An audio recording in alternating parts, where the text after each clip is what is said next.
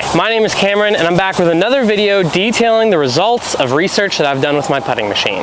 If you've never had a spit out, then I don't believe you. Every disc golfer knows the pain of hitting this basket seemingly dead center and having the basket just not work. But now, after extensive research, I'm pretty sure I know what causes spit outs.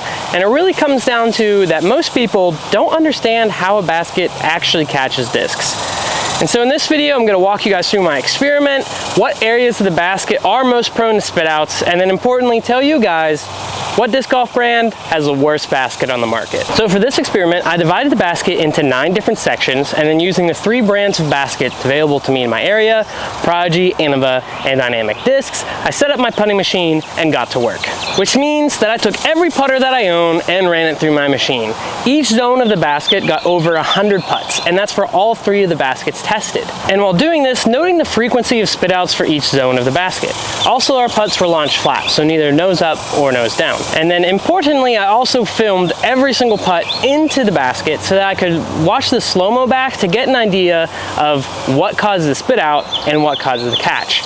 And really, it comes down to that there's multiple different ways that a basket can spit out a disc, and it all comes down to how is it trying to catch that disc. And this is one of the things that I found most interesting in this part of the experiment.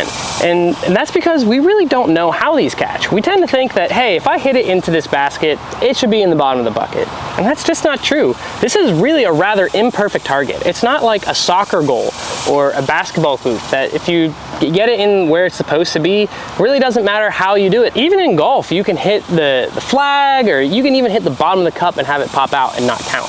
And so I think we tend to think of this as a perfect target, in fact, when it's relatively imperfect. And that's because this thing isn't really designed to catch discs just on its own. It actually has multiple ways that it catches the disc. And so the first of the 2 ways that a basket actually catches a disc is via what I call cushioning. And that's when the disc comes in flat, hits into these chains, gets its momentum stopped, and falls into the basket. And that is very different in terms of physics than a disc that comes in, slices through this first row of chains, hits the second, maybe the pole, and then is caught by the chains on the way out. Very different. And so a putt that hits here high and is cushioned and doesn't have the ability to stay into the basket, that spit out is so much different than a putt that enters, hits the pole, and has so much velocity that the chains can't catch it on its way back out. There are also some things that I found didn't matter at all, such as disc stability as well as plastic type. So the idea that a more premium plastic is going to slip through the chains, kind of unfounded. And I think that's because at the minute level, that's not how a disc is being caught. It's not by the friction on the chains, it's by how does the whole of the disc react to the chains. And so regardless of how your putt is, there are 3 main zones that are the best area where to make your putt. Low middle, middle middle, and right middle. And if you putt on hyzer, interestingly, you don't want to aim at slight middle. You actually want to aim a little bit to the right of it so that your penetrating has more room for it to be caught by these chains. Additionally, if you putt relatively flat, you want to stay away from the high stuff because the cushioning gives too much space for the disc just to fall out. Which, in general, the lower that you aim on this basket, the higher chance that you have if it hits low that it actually ends up in the bottom of the basket. Now, when it comes to the baskets, many of you won't be surprised, but Innova disc catchers actually came in solidly at number 1. However, Prodigy was not last. The veterans were.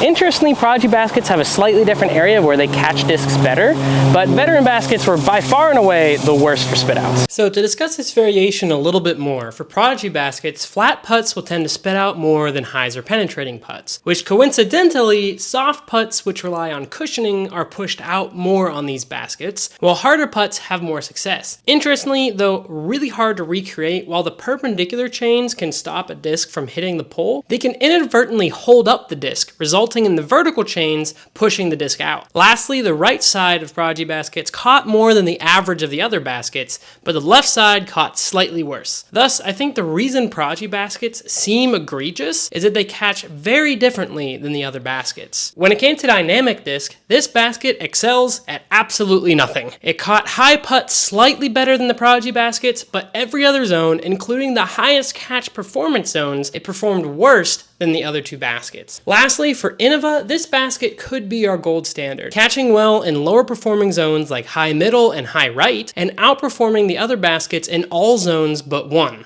low left. Somehow I think that maybe the nubs on the basket are contributing to this, but this basket underperformed compared to the other baskets in low left. As Paul Uleberry has said, you really do need to have touch with your putts. You can't just wham it in here. It's not a soccer goal. The physics don't care about your feelings. Simply, I think the physics is just not enough of a discussion or how we think about these disc golf targets. This is an imperfect target. It's not going to catch everything. In fact, it's probably impossible to design a basket that's going to catch everything. And unless you guys want to go back to tone poles, then spit outs are going to be a part of our sport, just like good kicks and bad kicks off the trees. There's some luck involved. And so while this video isn't giving you what you want, I think it is giving you what you need, which is to know that spit outs just happen to be a part of our game for right now. Basket standardization might change that, and I hope that this research might be useful in determining what baskets that we use in our standardization process.